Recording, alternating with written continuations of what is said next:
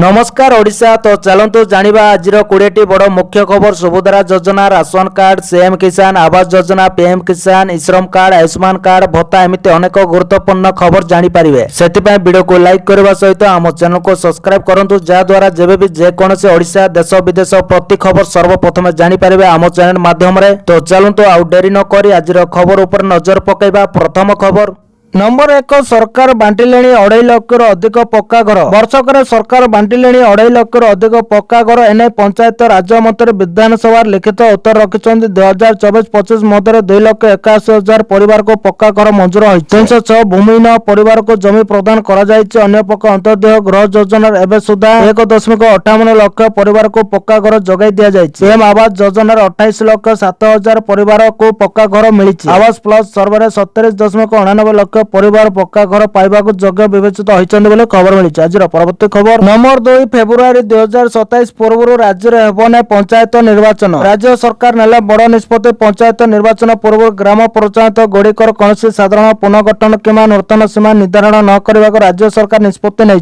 संवैधानिक कटकणा एवं सत्यतम जनसंख्या तथ्यर अभाव कारण सरकार पंचायत पुनर्गठन के सीमा निर्धारण न करने निष्पत्ति नहीं दर्शाई सरकार। एने विधानसभा लिखित उत्तर रखिंट पंचायत राज और पानीय जल मंत्री रवि नारायण नायक। 2027 फेब्रुआरी पूर्व पंचायत निर्वाचन करने नहीं कौन निष्पत्ति होना बोली पंचायत राज मंत्री रवि नारायण नायक कहते। वर्तमान समय ब्लॉक पंचायत पुनर्गठन करने प्रशासनिक स्तर में निष्पत्ति नि बोली मंत्री कहते खबर मिली। आज परवर्ती खबर होली शुभेच्छा जणाइले मुख्यमंत्री मोहन चरण माझी। होली शुभेच्छा जणाइले मुख्यमंत्री मोहन चरण माझी। होली होउछि आनंद उत्साह एवं भाईचारार प्रतीक। रंगर उत्सव जीवन में नूतन आशा और संभावना भरी दऊ। महाप्रभु निकट खुशी सुख शांति एवं समृद्धि कामना कले मुख्यमंत्री बोले खबर मिली। आज परवर्ती खबर होली अघटन रंग खेल पर गाधोइबा जाई युवक। जाजपुर जिला बरी ब्लॉक सुआईखंड पंचायत जपड़ा ग्राम हिरणीय बेहुरिया नदी में बुड़ी मृत्युवरण कर।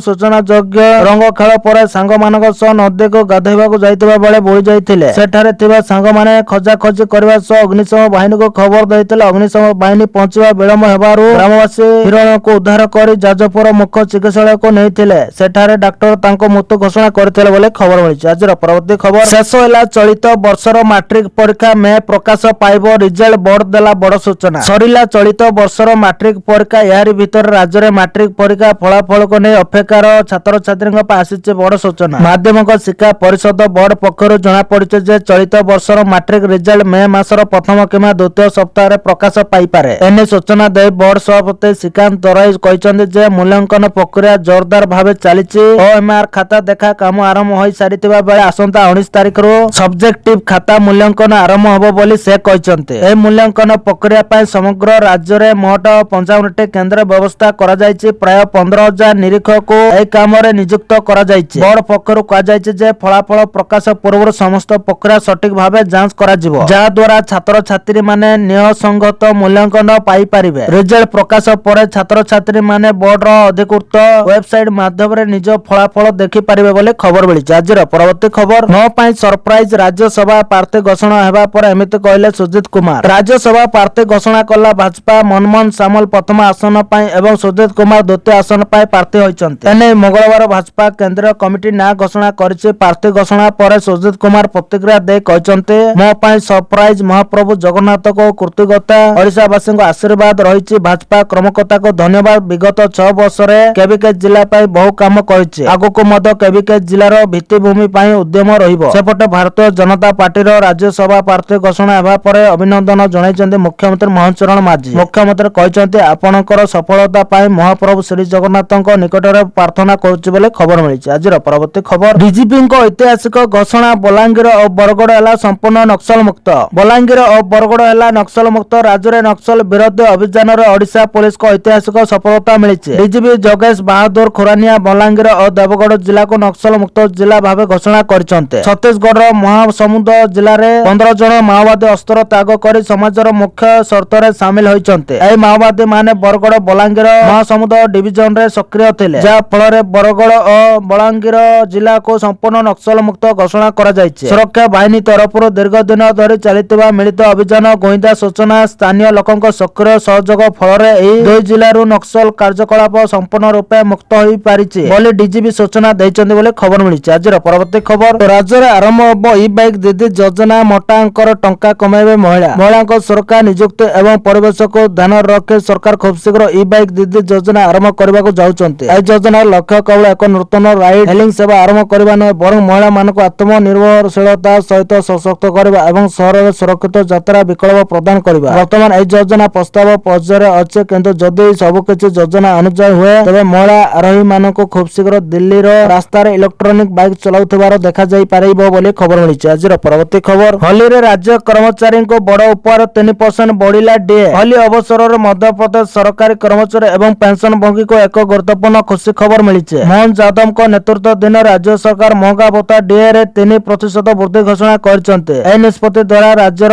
7 ଲକ୍ଷରୁ ଅଧିକ କର୍ମଚାରୀ ଏବଂ ଲକ୍ଷ ଲକ୍ଷ ପେନ୍ସନଭୋଗୀ ସିଧାସଳଖ ଲାଭ ପାଇବେ। ମହଙ୍ଗା ଭତ୍ତା ଏବେ 55%ରୁ 58%କୁ ବୃଦ୍ଧି ପାଇଛି। ଏହି ଉତ୍ସବକାଳୀନ ରିଲିଫ କର୍ମଚାରୀମାନଙ୍କ ପାଇଁ ଏକ ଉପହାର ଠାରୁ କମ୍ ନୁହେଁ ବୋଲି ଖବର ମିଳିଛି। ଆଜିର ପରବର୍ତ୍ତୀ ଖବର, ମଧ୍ୟପ୍ରାଚ୍ୟରେ ଫସିଥିବା ଓଡ଼ିଆଙ୍କ ପାଇଁ ହେଲ୍ପଲାଇନ୍ ନମ୍ବର ଜାରି କଲେ ରାଜ୍ୟ ସରକାର। ମଧ୍ୟପ୍ରାଚ୍ୟରେ ଫସିଥିବା ଓଡ଼ିଆଙ୍କ ପାଇଁ ହେଲ୍ପଲାଇନ୍ ନମ୍ବର ଜାରି, ଯୁଦ୍ଧକାଳୀନ ଜରୁରୀ ପରିସ୍ଥିତିକୁ ଦୃଷ୍ଟିରେ ରଖି ଓଡ଼ିଶା ସରକାରଙ୍କ ନିଷ୍ପତ୍ତି। ଏକ୍ସରେ ସ୍ପଷ୍ଟ କରି ସୂଚନା ଦେଲେ କ୍ରୀଡ଼ା ଓ ଯୁବ ବ୍ୟାପାର ମନ୍ତ୍ରୀ। ଓଡ଼ିଶା ପରିବାର ଗୃହ ବିଭାଗ ଓ ଶ୍ରମ ନିର୍ଦ୍ଦେଶାଳୟ ପକ୍ଷରୁ ବୈଠକ। ବୈଦେଶିକ ମନ୍ତ୍ରାଳୟ 800463442, ହ୍ୱାଟ୍ସଆପ୍ 971543090571। ଓଡ଼ିଶା ପରିବାର ସ୍ୱତନ୍ତ୍ର ଅଧିକାରୀ 9583321964 କୁ ସମ୍ପର୍କ କରିପାରିବେ ବୋଲି ଖବର ମିଳିଛି। ଆଜିର ପରବର୍ତ୍ତୀ ଖବର, ଭାରତ କାନାଡା ମଧ୍ୟରେ ୟୁରାନିୟମ ଚୁକ୍ତିନାମା। ୟୁରାନିୟମ ଏବଂ ଗୁରୁତ୍ୱପୂର୍ଣ୍ଣ ଖଣିଜ ଯୋଗାଣ ଲାଗି ଭାରତ ଓ କାନାଡା ମଧ୍ୟରେ ସୋମବାର ଚୁକ୍ତିନାମା ସ୍ୱାକ୍ଷରିତ ହୋଇଛି। ବିସ୍ତୃତ ଅର୍ଥନୈତିକ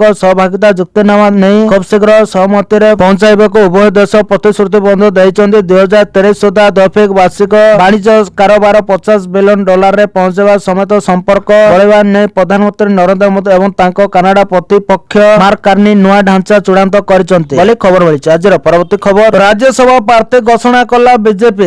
କେନ୍ଦ୍ରୀୟ କମିଟି ପକ୍ଷରୁ ନିର୍ବାଚନ ପାଇଁ ନୂତନ ପ୍ରାର୍ଥୀମାନଙ୍କ ନାମ ଘୋଷଣା କରାଯାଇଛି। ଏହି ତାଲିକାରେ ମନମୋହନ ଓ ସୁଜିତ କୁମାରଙ୍କୁ ବିଜେପି ପ୍ରାର୍ଥୀ ଭାବେ ଘୋଷଣା କରାଯାଇଛି। 2 ଜଣ ପ୍ରାର୍ଥୀଙ୍କ ନାମ ଘୋଷଣା କଲା ବିଜେପି। ମନମୋହନ ସାମଲ ପ୍ରଥମ ଆସନ ପାଇଁ ପ୍ରାର୍ଥୀ, ସୁଜିତ କୁମାର ଦ୍ୱିତୀୟ ଆସନ ପାଇଁ ପ୍ରାର୍ଥୀ ନାଁ ଘୋଷଣା କଲା ବିଜେପି କେନ୍ଦ୍ରୀୟ କମିଟି। ଦଳୀୟ ସୂତ୍ରରୁ ମିଳିଥିବା ସୂଚନା ଅନୁଯାୟୀ 2 ଜଣ ପ୍ରାର୍ଥୀଙ୍କୁ ଦଳର ସଂଗଠନ ଶକ୍ତି ଓ ସ୍ଥାନୀୟ ସମର୍ଥନକୁ ଦୃଷ୍ଟିରେ ରଖି ଚୟନ କରାଯାଇଛି। ଆସନ୍ତା ନିର୍ବାଚନକୁ ଲକ୍ଷ୍ୟ କରି ବିଜେପି ତାଙ୍କର ପ୍ରତିଶ୍ରୁତିକୁ ଆହୁରି ଜୋରଦାର କରୁଛି। ଏହି ଘୋଷଣା ପରେ ସ୍ଥାନୀୟ ରାଜନୈତିକ ମହଲରେ ଚର୍ଚ୍ଚା ଜୋର ଧରିଛି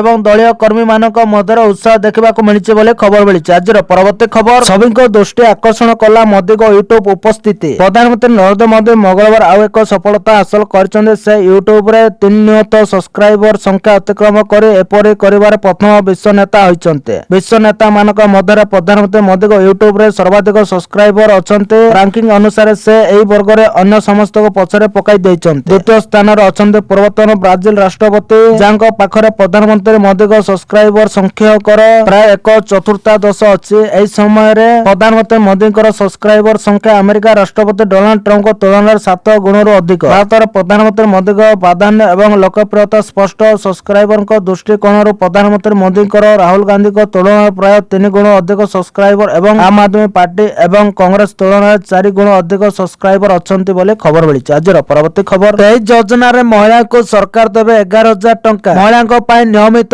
ସମୟ ଅନ୍ତରାଳରେ ବିଭିନ୍ନ ଯୋଜନା କାର୍ଯ୍ୟକାରୀ କରୁଛନ୍ତି ସରକାର। ବର୍ତ୍ତମାନ ଏଭଳି ଏକ ଯୋଜନା କାର୍ଯ୍ୟକାରୀ କରିଛନ୍ତି ମୋଦି ସରକାର। ଏହି ଯୋଜନାରେ ସାମିଲ ହେଉଥିବା ମହିଳାଙ୍କୁ 11,000 ଟଙ୍କା ଯୋଗାଇ ଦେବେ କେନ୍ଦ୍ର ସରକାର। ଏହି ଯୋଜନାର ନାମ ହେଉଛି ପ୍ରଧାନମନ୍ତ୍ରୀ ମାତୃବନ୍ଦନା ଯୋଜନା। ମହିଳାମାନଙ୍କ ପାଇଁ ଭାରତ ସରକାର ମହିଳା ଓ ଶିଶୁ ବିକାଶ ବିଭାଗ ଦ୍ୱାରା ଏହା ଆୟୋଜିତ ହୋଇଛି। ଏହି ଯୋଜନା ଦେଶର ମହିଳାମାନଙ୍କୁ ଅନେକ ସୁବିଧା ଯୋଗାଇ ଦେଉଛି। ପ୍ରଧାନମନ୍ତ୍ରୀ ମାତୃବନ୍ଦନା ଯୋଜନା ଅଧୀନରେ ଗର୍ଭବତୀଙ୍କୁ ବିଭିନ୍ନ କିସ୍ତିରେ 11,000 ଟଙ୍କା ଆର୍ଥିକ ସହାୟତା ପ୍ରଦାନ କରାଯାଉଛି। ଏହି ଯୋଜନା ଭାରତର ସମସ୍ତ ରାଜ୍ୟରେ ଲାଗୁ ହୋଇଛି। ଓଡ଼ିଶାରେ ଏହି ଯୋଜନା ସହ ରାଜ୍ୟ ସରକାରଙ୍କ ମମତା ଯୋଜନା ମିଳିତ ଭାବେ କାର୍ଯ୍ୟ କରୁଛି। ପ୍ରଧାନମନ୍ତ୍ରୀ ମାତୃବନ୍ଦନା ଯୋଜନାରେ ଗର୍ଭବତୀ ଏବଂ ସ୍ତନ୍ୟପାନ କରୁଥିବା ମହିଳାମାନେ ଆବେଦନ କରିପାରିବେ ବୋଲି ଖବର ମିଳିଛି। ଆଜିର ପରବର୍ତ୍ତୀ ଖବର, ସପ୍ତାହକୁ 22,000 ଦିଅନ୍ତୁ ଏବଂ ପାଆନ୍ତୁ 5,50,000। ଏନେଇ ବଡ଼ ସୂଚନା ଦେଲେ ନିର୍ମଳା ସୀତାରମଣ। 22,000 ନିବେଶ କଲେ ସପ୍ତାହକୁ ପାଇବେ 5,50,000 ଟଙ୍କା। ଆଜ୍ଞା, ହଁ, ଆପଣ ଠିକ ପଢିଛନ୍ତି। ଆଜିକାଲି ସୋସିଆଲ ମିଡିଆରେ ଏକ ଭିଡିଓ ଭାଇରାଲ ହେଉଛି। ଏହି ଭିଡିଓରେ ଅର୍ଥମନ୍ତ୍ରୀ ନିର୍ମଳା ସୀତାରମଣ କହୁଥିବାର ଦେଖାଯାଉଛି ଯେ ଦେଶର ସାଧାରଣ ନାଗରିକଙ୍କ ମାତ୍ର 22,000 50,000 ଟଙ୍କା ନିବେଶ କରି ସାପ୍ତାହିକ ଭାବରେ 5.5 ଲକ୍ଷ ଟଙ୍କା ରିଟର୍ଣ୍ଣ ପାଇପାରିବେ। ଭିଡିଓରେ ସୀତାରମଣ ଏକ ନିବେଶ ଯୋଜନାର ପ୍ରଚାର କରୁଥିବା ଦେଖାଯାଉଛି। 22,000 ନିବେଶରେ ସାପ୍ତାହିକ ଭାବରେ 5,50,000 ଟଙ୍କା ରିଟର୍ଣ୍ଣ ଯେକୌଣସି ବ୍ୟକ୍ତିଙ୍କ ମନକୁ ବିଚଳିତ କରିପାରେ। ଏଥିରେ ଖୋଳତାଡ଼ କରିବା ପୂର୍ବରୁ ଆପଣ ଜାଣି ରଖିବା ଉଚିତ ଯେ ସୋସିଆଲ ମିଡିଆରେ ଭାଇରାଲ ହେଉଥିବା ଏହି ଭିଡିଓଟି ଫେକ୍ ଭିଡିଓ ବୋଲି ଖବର ମିଳିଛି। ଆଜିର ପରବର୍ତ୍ତୀ ଖବର, ଯୁଦ୍ଧ ନ ଲୋଡ଼ି ମଧ୍ୟ ଭାରତ ସହିଲାଣି ଅନେକ କ୍ଷତି। ମଧ୍ୟପ୍ରାଚ୍ୟରେ ବୃଦ୍ଧି ପାଉଥିବା ଉତ୍ତେଜନାର ଆର୍ଥିକ ପ୍ରଭାବ ଭାରତରେ ବ୍ୟାପକ ଭାବରେ ଅନୁଭୂତ ହେଉଛି। ଇରାନ ସହିତ ସଂଘର୍ଷ ଭାରତକୁ ଦୁଇଟି ଉପାୟରେ ପ୍ରଭାବିତ କରୁଛି। ଅଶୋଧିତ ତୈଳ ମୂଲ୍ୟର ବୃଦ୍ଧି ଏବଂ ଡଲାର ତୁଳନାରେ ଟଙ୍କାର ମୂଲ୍ୟ ହ୍ରାସ। ଆକଳନ ଅନୁଯାୟୀ ମାତ୍ର 4 ଦିନ ମଧ୍ୟରେ ଭାରତ 2,000 କୋଟିରୁ ଅଧିକ ଅତିରିକ୍ତ ବୋଝ ବହନ କରିସାରିଛି। ଭାରତ ପ୍ରତିଦିନ ପ୍ରାୟ 5 ନିୟୁତ ବ୍ୟାରେଲ ଅଶୋଧିତ ତେଲ ଆମଦାନୀ କରେ। ପ୍ରତି ବ୍ୟାରେଲ ପିଛା ହାରାହାରି $10 ବୃଦ୍ଧିକୁ ଧରିଲେ ଭାରତ ପ୍ରତିଦିନ ପ୍ରତି 5 ନିୟୁତ ବ୍ୟାରେଲ ପାଇଁ ଅତିରିକ୍ତ $10 ଦେଉଛି। ଏହି ପ୍ରତିଦିନ ମୋଟ $50 ନିୟୁତ ଅତିରିକ୍ତ ଖର୍ଚ୍ଚକୁ ଅନୁବାଦ କରେ। ଯଦି ଡଲାରର ମୂଲ୍ୟ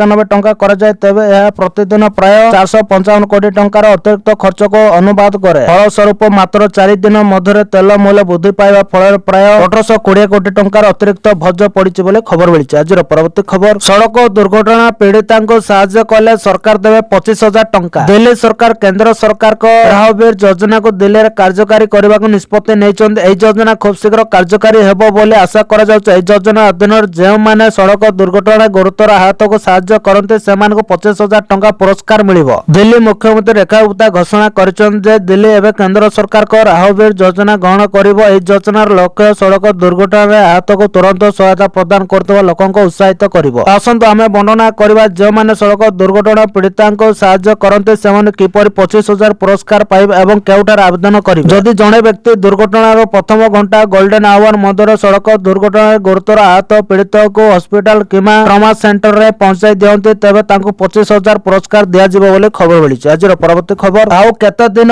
ଇରାନ ଉପରେ ଆକ୍ରମଣ କରିବ ଆମେରିକା, ଲିକ୍ ହୋଇଗଲା ଟ୍ରମ୍ପଙ୍କ ସବୁ ପ୍ଲାନ୍। ଆମେରିକା ରାଷ୍ଟ୍ରପତି ଡୋନାଲ୍ଡ ଟ୍ରମ୍ପ ଇରାନ ସହିତ ଚାଲିଥିବା ଉତ୍ତେଜନା ସମ୍ପର୍କରେ ଏକ ପ୍ରମୁଖ ବୟାନ ଦେଇଛନ୍ତି। ସେ କହିଛନ୍ତି ଯେ ଏହି ସଂଘର୍ଷ ଆସନ୍ତା 4 ସପ୍ତାହ ପର୍ଯ୍ୟନ୍ତ ଚାଲିପାରେ। ପୂର୍ବରୁ ଟ୍ରମ୍ପ କହିଥିଲେ ଯେ ଆମେରିକାର ବୋମା ମାଡ଼ ସମ୍ପୂର୍ଣ୍ଣ ସପ୍ତାହ କିମ୍ବା ଆବଶ୍ୟକ ହେଲେ ଅଧିକ ଦିନ ମଧ୍ୟ ଜାରି ରହିବ। ସେ ଆହୁରି ମଧ୍ୟ କହିଛନ୍ତି ଯେ ଇରାନ ଏକ ବଡ଼ ଏବଂ ଶକ୍ତିଶାଳୀ ଦେଶ, ତେଣୁ ଏଥିପାଇଁ ସମୟ ଲାଗିବା ଅନିବାର୍ଯ୍ୟ। ଡୋନାଲ୍ଡ ଟ୍ରମ୍ପ ତାଙ୍କ ମାର ଏଲ ଲାଗେ ରିଟ୍ରିଟ୍ରେ ଥିବା ସମୟରେ ବ୍ରିଟିଶ ଖବରକାଗଜ ଦି ଡେଲି ମେଲ୍ ସହିତ ଏକ ଫୋନ୍ ସାକ୍ଷାତକାରରେ ଆକ୍ରମଣ ବିଷୟରେ କହିଥିଲେ। ସେ କହିଥିଲେ ଏହା ସର୍ବଦା ଏକ 4 ସପ୍ତାହର ଯୋଜନା ଥିଲା। ଆମେ ଭାବିଥିଲୁ ଯେ ଏଥିରେ 4 ସପ୍ତାହ କିମ୍ବା ଟିକେ କମ୍ ସମୟ ଲାଗିବ। ସେ ଆହୁରି ମଧ୍ୟ କହିଛନ୍ତି ଯେ ଇରାନ ଏକ ବଡ଼ ଏବଂ ଶକ୍ତିଶାଳୀ ଦେଶ, ତେଣୁ ଏଥିପାଇଁ ସମୟ ଲାଗିବ ବୋଲି ଖବର ମିଳିଛି। ଆଜିର ପରବର୍ତ୍ତୀ ଖବର, ରାସନ କାର୍ଡ ଧାରୀଙ୍କ ପାଇଁ ବଡ଼ ଖୁସି ଖବର। ହୋଲି ଦୀପାବଳିରେ ସରକାର ଦେବେ ମହିଳାମାନଙ୍କୁ ମାଗଣା ସିଲିଣ୍ଡର। ମୁଦ୍ରାସ୍ଫୀତିର ଏହି ଯୁଗରେ ପ୍ରତ୍ୟେକ ପରିବାର ପାଇଁ ରୋଷେଇ ଘର ଖର୍ଚ୍ଚ ଏକ ପ୍ରମୁଖ ଚିନ୍ତାର ବିଷୟ ପାଲଟିଛି, ବିଶେଷ କରି ପର୍ବପର୍ବାଣୀ ସମୟରେ ଯେତେବେଳେ ଅଧିକ ଖାଦ୍ୟ ପ୍ରସ୍ତୁତ କରାଯାଏ ଏବଂ ଖର୍ଚ୍ଚ ମଧ୍ୟ ଅଧିକ ହୋଇଥାଏ। ଏପରି ପରିସ୍ଥିତିରେ ଦିଲ୍ଲୀରେ ରାସନ କାର୍ଡଧାରୀ ପରିବାର ପାଇଁ ଏକ ସ୍ୱତନ୍ତ୍ର ଯୋଜନା ଆରମ୍ଭ କରାଯାଉଛି ଯାହାକୁ ରାଷ୍ଟ୍ରପତି ଆନୁଷ୍ଠାନିକ ଭାବରେ ଆରମ୍ଭ କରିବେ। ଏହି ପଦକ୍ଷେପ ଲକ୍ଷ ଲକ୍ଷ ପରିବାରକୁ ଆଶ୍ୱସ୍ତି ପ୍ରଦାନ କରିବ ବୋଲି ଆଶା କରାଯାଉଛି। ଏହି ସ୍ୱତନ୍ତ୍ର କାର୍ଯ୍ୟକ୍ରମରେ ଦିଲ୍ଲୀର ସମସ୍ତ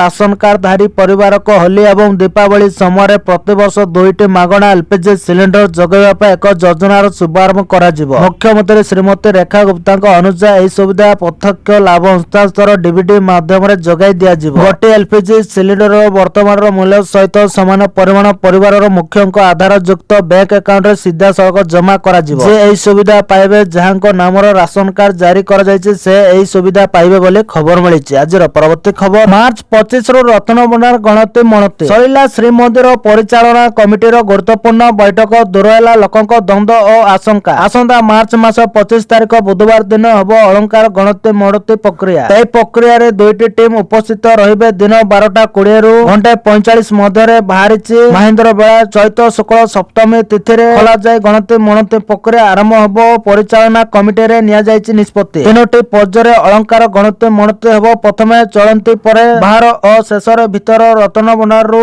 ଅଳଙ୍କାର ଗଣତି ମଣତି ହେବ। ଗଣତି ମଣତି ସମୟରେ 12 କାଠ ଦର୍ଶନ ହେବ। ଶନିବାର ରବିବାର ସମେତ ଯାନି ଯାତ୍ରା ଓ 3 ବହୁଳ ସମୟରେ ଗଣତି ମଣତି କରାଯିବ ନାହିଁ। ଗଣତି ମଣତି ସମୟରେ ଡିଜିଟାଇଜେସନ ଓ ସ୍ୱଚ୍ଛତା ଅବଲମ୍ବନ କରାଯିବ। ଏନେଇ କୋର୍ଟକୁ ଅବଗତ କରାଯିବ ବୋଲି ଖବର ମିଳିଛି। ଆଜିର ପରବର୍ତ୍ତୀ ଖବର, ଆରସିବି ଫ୍ୟାନ୍ସଙ୍କ ପାଇଁ ବଡ଼ ଖୁସି ଖବର। ଚିନ୍ନାସ୍ୱାମୀ ଷ୍ଟାଡିୟମକୁ ଆଇପିଏଲ୍ ପାଇଁ ମିଳିଲା ମଞ୍ଜୁରୀ। IPL champion royal challenge Bangalore ଏକ ବଡ଼ ଘୋଷଣା କରିଛି। ଫ୍ରାଞ୍ଚାଇଜ ଘୋଷଣା କରିଛି ଯେ ଏହା ଆଇପିଏଲ୍ 2026ରେ ଏହାର ଘରୋଇ ଭୂମି ଏବଂ ଚିନ୍ନାସ୍ୱାମୀ ଷ୍ଟାଡିୟମରେ ଖେଳିବ। ଖେଳିବ। ଆରସିବି କହିଛି ଯେ ଦଳ ଏବଂ ଚିନାସ୍ୱାମୀ ଷ୍ଟାଡିୟମରେ 5ଟି ମ୍ୟାଚ୍ ଏବଂ ରାୟପୁରର ଶହୀଦ ବୀର ନାରାୟଣ ସିଂ ଅନ୍ତର୍ଜାତୀୟ ଷ୍ଟାଡିୟମରେ ବାକି 2ଟି ଘରୋଇ ମ୍ୟାଚ୍ ଖେଳିବ। ଉଲ୍ଲେଖନୀୟ ଯେ ଚିନାସ୍ୱାମୀ ଷ୍ଟାଡିୟମରେ ଘଟିଥିବା ଭିଡ଼ ଦୁର୍ଘଟଣା 11 ଜଣ ଫ୍ୟାନ୍ସଙ୍କ ମୃତ୍ୟୁ ପରେ ଏଠାରେ ମ୍ୟାଚ୍ ଆୟୋଜନ ନେଇ ଅନିଶ୍ଚିତତା ସୃଷ୍ଟି ହୋଇଥିଲା। ଉଲ୍ଲେଖନୀୟ ଯେ ଚିନାସ୍ୱାମୀରେ ଦଳା ଚକଟା ହେବା ପରଠାରୁ ଏହି ପଡ଼ିଆରେ ରଣଜୀ ଟ୍ରଫି, ବିଜୟ ହଜାରେ ଟ୍ରଫି କିମ୍ବା ମହାରାଜା ଟ୍ରଫି ସମେତ କୌଣସି ପ୍ରମୁଖ ଘରୋଇ ମ୍ୟାଚ୍ ଆୟୋଜନ ହୋଇନାହିଁ। ହେଲେ ଏବେ ଆରସିବିର ଏହି ଘୋଷଣା ପରେ ସେହି ଅନିଶ୍ଚିତତାର ଅନ୍ତ ଘଟିଛି ବୋଲି ଖବର ମିଳିଛି। ଆଜିର ପରବର୍ତ୍ତୀ ଖବର, ଭାଗ ଚାଷୀକୁ ଏହି ଯୋଜନାରେ ମିଳିବ 4,000 ଟଙ୍କା। କୃଷକ ବନ୍ଧୁ ଯୋଜନା ପଶ୍ଚିମବଙ୍ଗ ସରକାରଙ୍କ ଏକ ଗୁରୁତ୍ୱପୂର୍ଣ୍ଣ କୃଷକ କଲ୍ୟାଣ ଯୋଜନା। ଏହି ଯୋଜନା ଅଧୀନରେ ରାଜ୍ୟର ଚାଷୀମାନଙ୍କୁ ବାର୍ଷିକ ଆର୍ଥିକ ସହାୟତା ପ୍ରଦାନ କରାଯାଏ। ଚଳିତ ବର୍ଷର ବଜେଟରେ ସରକାର ଏକ ଗୁରୁତ୍ୱପୂର୍ଣ୍ଣ ନିଷ୍ପତ୍ତି ନେଇଛନ୍ତି ଯେ ଯେଉଁମାନଙ୍କର କୃଷି ଜମି ନାହିଁ ସେମାନେ ମଧ୍ୟ ଏହି ଯୋଜନାର ଲାଭ ପାଇପାରିବେ। ସେମାନେ ବାର୍ଷିକ 4,000 ପର୍ଯ୍ୟନ୍ତ ସହାୟତା ପାଇବେ, କିନ୍ତୁ ଏଥିପାଇଁ କେଉଁ କାଗଜପତ୍ର ଆବଶ୍ୟକ ସରକାର ଏ ବିଷୟରେ ସୂଚନା ମଧ୍ୟ ଦେଇଛନ୍ତି। ଆସନ୍ତୁ ଆମେ ଆପଣଙ୍କୁ କହିବୁ ଯେ କୃଷକ ବନ୍ଧୁ ଯୋଜନାରେ କିଏ ଲାଭ ପାଇବେ ଏବଂ ଏଥିପାଇଁ କିପରି ପଞ୍ଜୀକରଣ କରିବେ। ଭୂମିହୀନ କୃଷି ଶ୍ରମିକଙ୍କ ପାଇଁ ଯୋଜନା। ଏବେ ପଶ୍ଚିମବଙ୍ଗର ସମସ୍ତ ଭୂମିହୀନ କୃଷି ଶ୍ରମିକ ଏହି ଯୋଜନାର ଲାଭ ପାଇପାରିବେ। ଯେଉଁମାନେ ପୂର୍ବରୁ କୃଷି ଜମି ଅଭାବରୁ ଏହି ଯୋଜନାରେ ଲାଭ ପାଇପାରି ନଥିଲେ କିମ୍ବା ଭାଗ ଚାଷୀ ଭାବରେ ପଞ୍ଜୀକୃତ ହୋଇ ନଥିଲେ ସେମାନଙ୍କୁ ମଧ୍ୟ ଅନ୍ତର୍ଭୁକ୍ତ କରାଯିବ। ଏହି ହିତାଧିକାରୀ ମାନେ ବର୍ଷକୁ 2 ଥର 2,000 ଲେଖାଏଁ ପାଇବେ। ଗୋଟିଏ କିସ୍ତି ରବି ଋତୁରେ ଏବଂ ଅନ୍ୟଟି ଖରିଫ ଋତୁରେ ମିଳିବ। ଏହି ମୋଟ ପରିମାଣ ପ୍ରତିବର୍ଷ 4,000 ହେବ। ଏହି ଟଙ୍କା ସିଧାସଳଖ ହିତାଧିକାରୀଙ୍କ ବ୍ୟାଙ୍କ ଆକାଉଣ୍ଟରେ ଜମା କରାଯିବ। ଏହି ନୂତନ ସୁବିଧା ଆସନ୍ତା ଏପ୍ରିଲରୁ କାର୍ଯ୍ୟକାରୀ ହେବ ବୋଲି ଖବର ମିଳିଛି। ଆଜିର ପରବର୍ତ୍ତୀ ଖବର, ହୋଲି ଉପହାର ଦେଲେ ରାଜ୍ୟ ସରକାର, ବଢିଲା ଦରମା। ହୋଲି ଉପହାର ଦେଲେ ରାଜ୍ୟ ସରକାର, ଲକ୍ଷ ଲକ୍ଷ ସରକାରୀ କର୍ମଚାରୀଙ୍କୁ ଖୁସି ଖବର ଦେଲେ ରାଜ୍ୟ ସରକାର କର୍ମଚାରୀଙ୍କ ଦରମା ଏତେ ବୃଦ୍ଧି ପାଇଛି ଯେ ଲୋକଙ୍କ ଖୁସି କହିଲେ ନ ସରେ। ତେଲେଙ୍ଗାନା ସରକାର ରାଜ୍ୟ କର୍ମଚାରୀଙ୍କ ଦରମା ଏବଂ ପେନସନ ଢାଞ୍ଚାରେ ବଡ଼ ପରିବର୍ତ୍ତନ କରିଛନ୍ତି। ବରିଷ୍ଠ ସରକାରୀ ଇଞ୍ଜିନିୟର ମାନେ ଏବେ ମାସିକ 7 ଲକ୍ଷ ପର୍ଯ୍ୟନ୍ତ ଦରମା ପାଇବେ ଏବଂ ଦୀର୍ଘ ଦିନ ଧରି କାର୍ଯ୍ୟ କରୁଥିବା ସଫାଇ କର୍ମଚାରୀ ମାନେ 2 ଲକ୍ଷ ପର୍ଯ୍ୟନ୍ତ ଦରମା ପାଇବେ। ଏହି ପଦକ୍ଷେପ କର୍ମଚାରୀଙ୍କ ମନୋବଳକୁ ବୃଦ୍ଧି କରିଛି, କିନ୍ତୁ ଏହା ସରକାରଙ୍କ ଦରମା ଏବଂ ପେନସନ ଖର୍ଚ୍ଚକୁ ମଧ୍ୟ ବୃଦ୍ଧି କରିଛି। ସରକାରୀ ସୂତ୍ର ଅନୁଯାୟୀ ତେଲେଙ୍ଗାନା ପ୍ରତି ମାସରେ ଦରମା ଏବଂ ପେନସନ ପାଇଁ ପ୍ରାୟ 6,000 କୋଟି ଖର୍ଚ୍ଚ କରୁଛି, ଯାହା 2014ରେ ରାଜ୍ୟ ଗଠନ ହେବା ସମୟରେ ଖର୍ଚ୍ଚ ହୋଇଥିବା ପରିମାଣର ପ୍ରାୟ 4 ଗୁଣ। ଏହି ବୃଦ୍ଧି ବାରମ୍ବାର ଦରମା ସଂଶୋଧନ ଏବଂ ନିର୍ବାଚନ ସମୟରେ ହେଉଥିବା ପରିବର୍ତ୍ତନ ଯୋଗୁଁ ହୋଇଛି ବୋଲି ଖବର ମିଳିଛି। ଆଜିର ପରବର୍ତ୍ତୀ ଖବର, ଘନ ଘନ ହେଉଛି ବିସ୍ଫୋରଣ, ଚାଲିଛି ଏୟାର ଷ୍ଟ୍ରାଇକ୍। ଇରାନ ରାଷ୍ଟ୍ରପତି ଭବନରେ ଇସ୍ରାଏଲର ବଡ଼ ଆକ୍ରମଣ। ଆମେରିକା ଏବଂ ଇସ୍ରାଏଲ ମିଳିତ ଭାବରେ ଇରାନ ଉପରେ ଦ୍ରୁତ ଆକ୍ରମଣ ଆରମ୍ଭ କରିଛି ଏବଂ ଏହାର କଡ଼ା ଜବାବ ଦେଉଛି ତେହେରାନ। ସମଗ୍ର ମଧ୍ୟପ୍ରାଚ୍ୟ ଯୁଦ୍ଧର ଜ୍ୱରରେ ବୁଡ଼ି ରହିଛି। ଆଜି ଯୁଦ୍ଧର 4ର୍ଥ ଦିନ। ଏସବୁ ମଧ୍ୟରେ ଇସ୍ରାଏଲ ଇରାନର ରାଷ୍ଟ୍ରପତି ଭବନ ଉପରେ ଆକ୍ରମଣ କରିଛି। ଇସ୍ରାଏଲ ଇରାନର ସର୍ବୋଚ୍ଚ ଜାତୀୟ ସୁରକ୍ଷା ପରିଷଦ ଭବନ ଉପରେ ମଧ୍ୟ ବଡ଼ ଧରଣର ଆକ୍ରମଣ କରିଛି। ବିବିସିର ଏକ ରିପୋର୍ଟ ଅନୁଯାୟୀ ଇସ୍ରାଏଲି ସେନା କହିଛି ଯେ ଏହା ଇରାନ ଶାସନର ନେତୃତ୍ୱକୁ ଟାର୍ଗେଟ କରି ବିମାନ ଆକ୍ରମଣ କରିଛି। ଟେଲିଗ୍ରାମରେ ଏକ ବିବୃତ୍ତି ଅନୁଯାୟୀ ଆଇଡିଏଫ୍ କହିଛି ଯେ ଏହା ରାଷ୍ଟ୍ରପତି କାର୍ଯ୍ୟାଳୟ ଏବଂ ସର୍ବୋଚ୍ଚ ଜାତୀୟ ସୁରକ୍ଷା ପରିଷଦ ଉପରେ ଏକ ସିରିଜ୍ ଆକ୍ରମଣ କରିଛି। ଏହା ମଧ୍ୟ ଦାବି କରିଛି ଯେ ବିମାନ ଆକ୍ରମଣରେ ଏକ ଇରାନୀ ସାମରିକ ତାଲିମ ପ୍ରତିଷ୍ଠାନ ଏବଂ ଅନ୍ୟ ଏକ ଗୁରୁତ୍ୱପୂର୍ଣ୍ଣ ଭିତ୍ତିଭୂମିକୁ ମଧ୍ୟ ଟାର୍ଗେଟ କରାଯାଇଥିଲା ବୋଲି ଖବର ମିଳିଛି। ଆଜିର ପରବର୍ତ୍ତୀ ଖବର, କମୁନି ମଣ୍ଡି ଏବଂ ଟୋକେନ୍ ସମସ୍ୟା, ଚାଷୀଙ୍କ ମଧ୍ୟରେ ଦେଖିବାକୁ ମିଳିଛି ତୀବ୍ର ଅସନ୍ତୋଷ। ମଣ୍ଡି ଆଉ ଟୋକେନ୍ ଟେନସନ ଏ ବର୍ଷ ଚାଷୀଙ୍କ ବଡ଼ ମୁଣ୍ଡବିନ୍ଧା ସାଜିଛି। ଗତ ନଭେମ୍ବର 28 ତାରିଖରୁ ବରଗଡ଼ ଜିଲ୍ଲାରେ ଖରିଫ ଋତୁ ଧାନ ସଂଗ୍ରହ ପ୍ରକ୍ରିୟା ଆରମ୍ଭ ହୋଇଥିବା ବେଳେ ଏପର୍ଯ୍ୟନ୍ତ ଚାଷୀଙ୍କ ପାଖକୁ ଟୋକେନ୍ ଆସିନାହିଁ। ଫଳରେ ହଜାର ହଜାର ଚାଷୀଙ୍କ ଧାନ ବିକ୍ରି ହୋଇନପାରି ମଣ୍ଡିରେ ଓ ଖଳାରେ ପଡ଼ି ରହିଛି। ଧାନ ବିକ୍ରି ସରିନଥିବାରୁ ରବି ଧାନ ଚାଷ କରିବା ପାଇଁ ଚାଷୀ ନଥିବା ଅସୁବିଧାର ସମ୍ମୁଖୀନ ହେଉଛନ୍ତି। ଏହାକୁ ନେଇ ଚାଷୀଙ୍କ ମଧ୍ୟରେ ଦେଖିବାକୁ ମିଳିଛି ତୀବ୍ର ଅସନ୍ତୋଷ। ଇତିମଧ୍ୟରେ ପତାବିରା ଅଧୀନରେ ଥିବା ସହରାଟିକା ମଣ୍ଡିର ସ୍ଥିତି ପରଖିଛନ୍ତି କନକ ନ୍ୟୁଜ ବୋଲି ଖବର ମିଳିଛି। ଆଜିର ପରବର୍ତ୍ତୀ ଖବର, 60 ବର୍ଷ ବୟସର ଅବସର ନେଉଥିବା ଡିଏଲ୍ଆର୍ କର୍ମଚାରୀ ମାନଙ୍କୁ ମିଳିବ ଗ୍ରାଚ୍ୟୁଟି। ଓଡ଼ିଶା ଜଳ ଯୋଗାଣ ଓ ପରିମଳ ବୋର୍ଡ OWSSBର 28ତମ ବୋର୍ଡ ବୈଠକରେ ବହୁତ ପ୍ରଶାସନିକ ଓ କଲ୍ୟାଣକାରୀ ସଂସ୍କାର ଅନୁମୋଦିତ। ଭୁବନେଶ୍ୱର ସ୍ଥିତ ଉନ୍ନତି ଭବନର ସମ୍ମିଳନୀ କକ୍ଷରେ ଗୃହ ନିର୍ମାଣ ଓ ନଗର ଉନ୍ନୟନ ମନ୍ତ୍ରୀ ତଥା OWSSB ଅଧ୍ୟକ୍ଷ ଡକ୍ଟର କୃଷ୍ଣଚନ୍ଦ୍ର ମହାପାତ୍ରଙ୍କ ଅଧ୍ୟକ୍ଷତାରେ ଓଡ଼ିଶା ଜଳ ଯୋଗାଣ ଓ ପରିମଳ ବୋର୍ଡ 28ତମ ବୋର୍ଡ ବୈଠକ ଅନୁଷ୍ଠିତ ହୋଇଯାଇଛି। ଏହି ବୈଠକରେ ଦୀର୍ଘ ଦିନରୁ ପଡ଼ି ରହିଥିବା ଅନେକ ଗୁରୁତ୍ୱପୂର୍ଣ୍ଣ ସେବା, ଆର୍ଥିକ ଏବଂ ପ୍ରଶାସନିକ ସଂସ୍କାର ଉପରେ ପୁଙ୍ଖାନୁପୁଙ୍ଖ ଆଲୋଚନା କରାଯାଇ ସର୍ବସହମତି କ୍ରମେ ନିଷ୍ପତ୍ତି ଗ୍ରହଣ କରାଯାଇଛି। କ୍ଷେତ୍ର ସ୍ତରରେ କାର୍ଯ୍ୟ କରୁଥିବା ଦୈନିକ ମଜୁରିଆ ଡିଏଲ୍ଆର୍ ମାନଙ୍କ ପାଇଁ ମଧ୍ୟ ବୋର୍ଡ ଏକ ମାନବୀୟ ନିଷ୍ପତ୍ତି ଗ୍ରହଣ କରିଛି। ସେମାନେ ମାନଙ୍କର କଠିନ ପରିଶ୍ରମକୁ ସମ୍ମାନ ଜଣାଇ ଦୈନିକ 200 ଟଙ୍କାର ସ୍ୱତନ୍ତ୍ର ପ୍ରୋତ୍ସାହନ ରାଶି ଘୋଷଣା କରାଯାଇଛି। ଏହା ବ୍ୟତୀତ 60 ବର୍ଷ ବୟସର ଅବସର ନେଉଥିବା ଡିଏଲ୍ଆର କର୍ମଚାରୀମାନେ ଏବେ ଗ୍ରାଚ୍ୟୁଟି ସୁବିଧା ପାଇବାକୁ ଯୋଗ୍ୟ ବିବେଚିତ ହେବେ, ଯାହା ସେମାନଙ୍କୁ ଅବସର ପରେ ଆର୍ଥିକ ସୁରକ୍ଷା ପ୍ରଦାନ କରିବ। ମନ୍ତ୍ରୀ ଶ୍ରୀ ମହାପାତ୍ର ପ୍ରକାଶ କରିଛନ୍ତି ଯେ ଅବିରତ ଜଳ ଯୋଗାଣ ସୁନିଶ୍ଚିତ କରୁଥିବା ଏହି କର୍ମଚାରୀମାନେ ଉପଯୁକ୍ତ ସାମାଜିକ ସୁରକ୍ଷା ପାଇବା ନିହାତି ଆବଶ୍ୟକ ବୋଲି ଖବର ମିଳିଛି। ଆଜିର ପରବର୍ତ୍ତୀ ଖବର, ବଦଳିଲା ସ୍କୁଲ ସମୟ, ଏସ୍ଓପି ଜାରି କଲେ ଓଡ଼ିଶା ସରକାର। ମାର୍ଚ୍ଚ ଆରମ୍ଭରୁ ଦେଶର ଅନେକ ରାଜ୍ୟରେ ଗ୍ରୀଷ୍ମ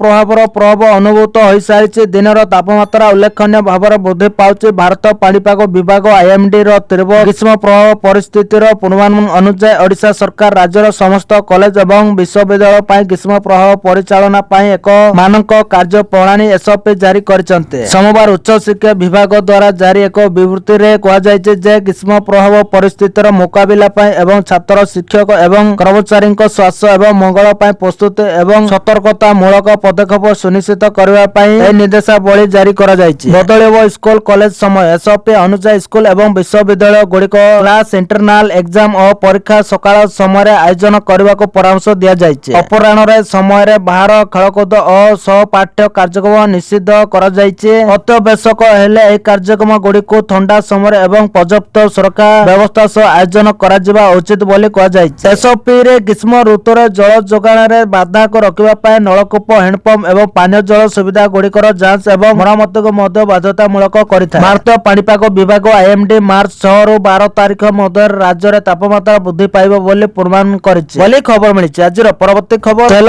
ଦରରେ ଲାଗିବ ନିଆଁ, ବ୍ୟାରେଲ ପିଛା $100 ଟପିବା ଆଶଙ୍କା। ଆମେରିକା, ଇସ୍ରାଏଲ ଓ ଇରାନ ଯୁଦ୍ଧ ପରେ ତେଲକୁ ନେଇ ସାରା ବିଶ୍ୱର ଚିନ୍ତା ବଢ଼ାଇ ଦେଇଛି। ହର୍ମୁଜ ଷ୍ଟ୍ରେଟ୍ରେ ଜାହାଜ ଚଳାଚଳ ପ୍ରଭାବିତ ହୋଇଥିବାର ଅଶୋଧିତ ତେଲ ଦର ବୃଦ୍ଧି ପାଇବା ଆଶଙ୍କା ଦେଖାଦେଇଛି। ଯୁଦ୍ଧ ବନ୍ଦ ନହେଲେ ଅଶୋଧିତ ତେଲ ଦର ବ୍ୟାରେଲ ପିଛା $100 ଟପିବା ନେଇ ଆଶଙ୍କା କରିଛନ୍ତି ବିଶେଷଜ୍ଞ। ମଧ୍ୟପ୍ରାଚ୍ୟରେ ମହାଯୁଦ୍ଧ ଆରମ୍ଭ ହେବା ପରେ ସବୁଠୁ ଅଧିକ ପ୍ରଭାବିତ ହେବ ତେଲ ଦର। ଅଶୋଧିତ ତେଲ ଦର ବଡ଼ ଧରଣର ବୃଦ୍ଧି ପାଇବା ଆଶଙ୍କା ସୃଷ୍ଟି ହୋଇଛି ବୋଲି ଖବର ମିଳିଛି। ଆଜିର ପରବର୍ତ୍ତୀ ଖବର, ଚାଷୀମାନଙ୍କ ସ୍ୱାର୍ଥକୁ ଦୃଷ୍ଟିରେ ରଖି ସରକାର କାର୍ଯ୍ୟକାରୀ କରିବେ ନୂତନ ବିହନ ଆଇନ ଓ ସଂଶୋଧିତ ସାର ଆଇନ। ଚାଷୀମାନଙ୍କ ସ୍ୱାର୍ଥକୁ ଦୃଷ୍ଟିରେ ରଖି କେନ୍ଦ୍ର ସରକାର ଦୁଇଟି ପ୍ରମୁଖ ସଂସ୍କାରମୂଳକ ପଦକ୍ଷେପ କାର୍ଯ୍ୟକାରୀ କରିବେ ବୋଲି କେନ୍ଦ୍ର କୃଷି ଓ କୃଷକ କଲ୍ୟାଣ ମନ୍ତ୍ରୀ ଶିବରାଜ ସିଂ ଚୌହାନ କହିଛନ୍ତି। ସେଗୁଡ଼ିକ ହେଲା ନୂତନ ବିହନ ଆଇନ ଏବଂ ସଂଶୋଧିତ ସାର ଆଇନ। ଉତ୍ତରାଖଣ୍ଡର ମହସରୀଠାରେ ଏକ ସାମ୍ବାଦିକ ସମ୍ମିଳନୀରେ ଉଦ୍ବୋଧନ ଦେଇ କୃଷି ମନ୍ତ୍ରୀ ଏହି ସୂଚନା ଦେଇଛନ୍ତି। ସେ କହିଛନ୍ତି, ଚାଷୀମାନଙ୍କୁ ଆଧୁନିକ ଜ୍ଞାନକୌଶଳ ଏବଂ ସୁଦୃଢ଼ ବୈଜ୍ଞାନିକ ବ୍ୟବସ୍ଥା ମଧ୍ୟରେ ସଶକ୍ତ କରିବା ଉଦ୍ଦେଶ୍ୟରେ ସରକାର ଆବଶ୍ୟକ ପଦକ୍ଷେପ ନେଉଛନ୍ତି। ଏହାଦ୍ୱାରା କେବଳ କୃଷିଜାତ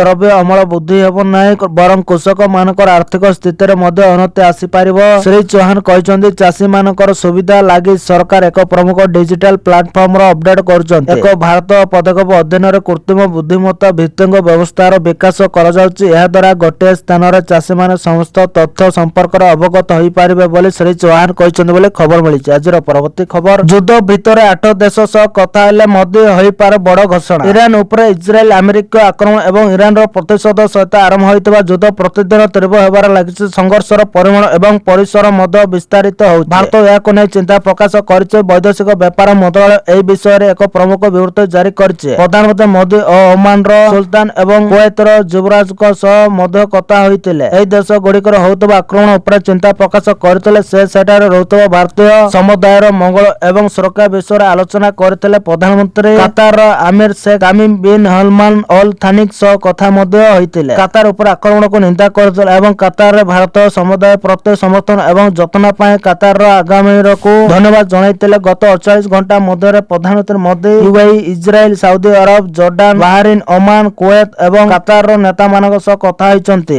ବୋଲି ଖବର ମିଳିଛି। ଆଜିର ପରବର୍ତ୍ତୀ ଖବର, ଇରାନର ନୂଆ ସୁପ୍ରିମ ଲିଡର ହେଲେ ଖାମେନିଙ୍କ ପୁଅ ମୋଜତବା। ଇରାନରୁ ଏକ ବଡ଼ ଖବର ଆସିଛି। ଇରାନକୁ ଜଣେ ନୂତନ ସର୍ବୋଚ୍ଚ ନେତା ମିଳିଛି। ଗଣମାଧ୍ୟମ ରିପୋର୍ଟ ଅନୁଯାୟୀ ଖାମେନିଙ୍କ ପୁଅ ମୋଜତବା ଖାମେନି ଇରାନର ସର୍ବୋଚ୍ଚ ନେତା ଭାବରେ ନିର୍ବାଚିତ ହୋଇଛନ୍ତି। ବିଶ୍ୱସ୍ତ ସୂତ୍ରକୁ ଉଦ୍ଧୃତ କରି ଇରାନର ଇଣ୍ଟରନ୍ୟାସନାଲ ରିପୋର୍ଟ କରିଛି। ବିଶେଷଜ୍ଞ ଆସେମ ଅଲି ଖାମେନିଙ୍କ ପୁଅ ମୋଜତବାକୁ ପରବର୍ତ୍ତୀ ସର୍ବୋଚ୍ଚ ନେତା ଭାବରେ ବାଛିଛି। ସୂତ୍ରକୁ ଉଦ୍ଧୃତ କରି ରିପୋର୍ଟରେ ଏହା ମଧ୍ୟ କୁହାଯାଇଛି ଯେ ମୋଜତବାଙ୍କ ନିର୍ବାଚନ Iran revolutionary guard corps IRGC ର ଚାପରେ କରାଯାଇଥିଲା ବୋଲି ଖବର ମିଳିଛି। ଆଜିର ପରବର୍ତ୍ତୀ ଖବର, ଚାଉଳ କେଜି ଛୁଇଁଲାଣି 300, କ୍ଷୀର ଲିଟର ବି 80 ପାର। ମଧ୍ୟପ୍ରାଚ୍ୟରେ ପୁଣି ଥରେ ଯୁଦ୍ଧର ଭୟଙ୍କର ନିଆଁ। ଇରାନ ଉପରେ ଇସ୍ରାଏଲ ଏବଂ ଆମେରିକାର ଲଗାତାର ଆକ୍ରମଣ ଜାରି ରହିଥିବା ବେଳେ ଇରାନ ମଧ୍ୟ ପାଲଟା ଜବାବ ଦେଉଛି। କିନ୍ତୁ ଏହି ବାବଦର ଗନ୍ଧ ଭିତରେ ଇରାନବାସୀ ଏବେ ଏକ ବଡ଼ ଶତ୍ରୁ ସହ ଲଢୁଛନ୍ତି, ଯାହାର ନାମ ହେଉଛି ମୁଦ୍ରାସ୍ଫୀତି ବା ଦରଦାମ ବୃଦ୍ଧି ଦେଶରେ ଖାଦ୍ୟ ପଦାର୍ଥର ମୂଲ୍ୟ ଏବେ ସାଧାରଣ ଜନତାଙ୍କ ମେରୁଦଣ୍ଡ ଭାଙ୍ଗି ଦେଇଛି। ସୁପ୍ରିମ ଲିଡର ଖାମେନିଙ୍କ ମୃତ୍ୟୁ ପରେ ପୁରା ଦେଶ